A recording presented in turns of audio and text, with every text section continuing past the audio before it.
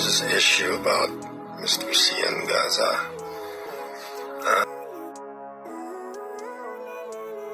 Living life every day, late at night, not okay. All I want, and I.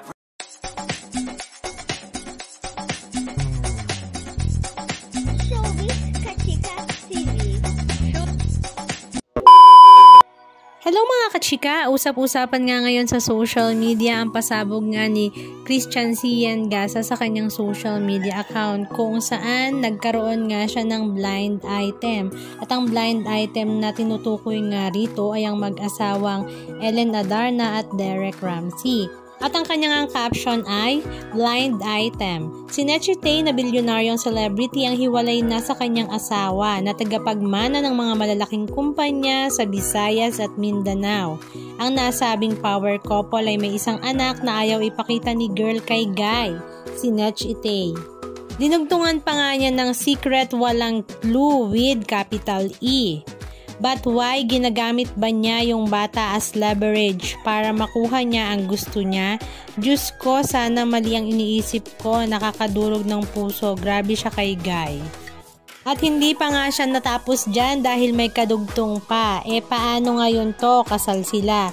Walang divorce sa Pilipinas. Peso billionaire si Celebrity Guy. May prenup bang pinirmahan si super famous celebrity girl o wale? So meaning to say may habol siya sa bilyones ni Guy. Tapos yung anak nila may habol din sa yaman ng kanyang ama under the guardianship ni girl. Is this the master plan from the start? Nautakan ba siya ni babae? OMG, nakakaloka. Isipin ko patuloy to ngayon. Paano ako makakatulog nito mamaya? My God. Ito nga ay may 1,600 shares. Hindi pa nga siya natatapos doon dahil maging si JL nga ay kanya ring binigyan ng comment. Ito nga ang kanyang sabi. Si JL hindi niya pinakasalan kasi wala siyang mapapala. Ang makukuha lang niya ay kalahati ng lupa sa paso at 5 banig ng biogesic. Pero itong si isa, pinakasalan niya agad-agad after few months of relationship. Pinagplanuhan, mautak. Every woman should learn from her. Kung hindi mo sinalo si Basha mula sa breakup nila ni Popoy, hindi ka sana mapapahamak ng ganito. Mark, bakit ka nagpauto? Pag-ibig nga naman.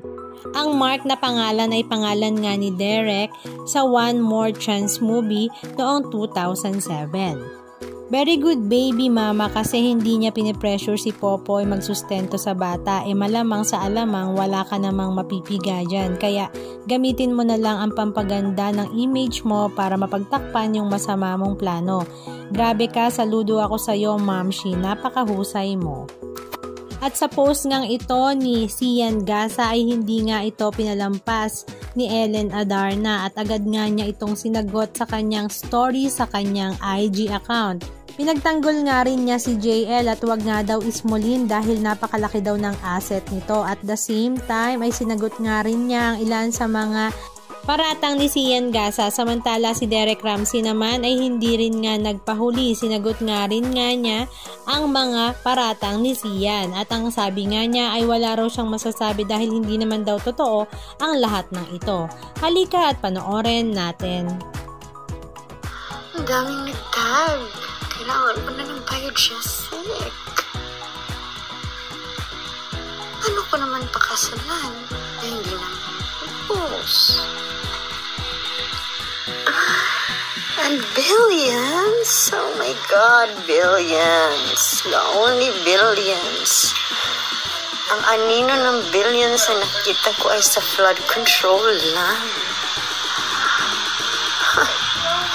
Oh my God. Billionaires. C family. Kokwe. Zubair. Kabuitis. Tan. Nishitay. Villian. Zaldiko. Vizcaya, Morgan,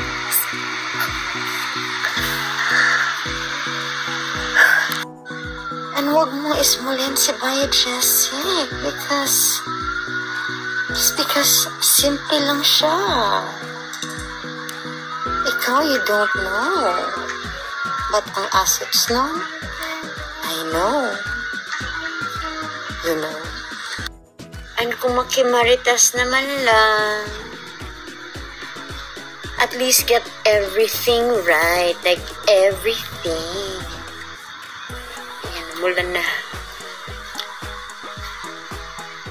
Now, mahirap na masabihin ng unreliable source or amalaya. Ayan na. Effect na yung Bayad Jessic. Good night. Yeah. Morning, guys. So, there's this issue about Mr. Cian Gaza. I'll just keep this very simple. There's no truth to anything that... Morning, guys. So, there's this issue about Mr. Cian Gaza. I'll just keep this very simple. There's no truth to anything that was said. That's it, guys. That's all I have.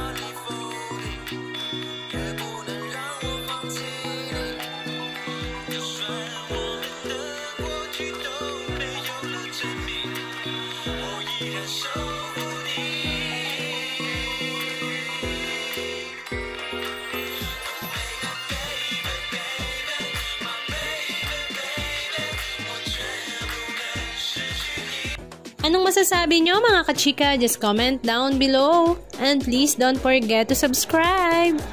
Thank you!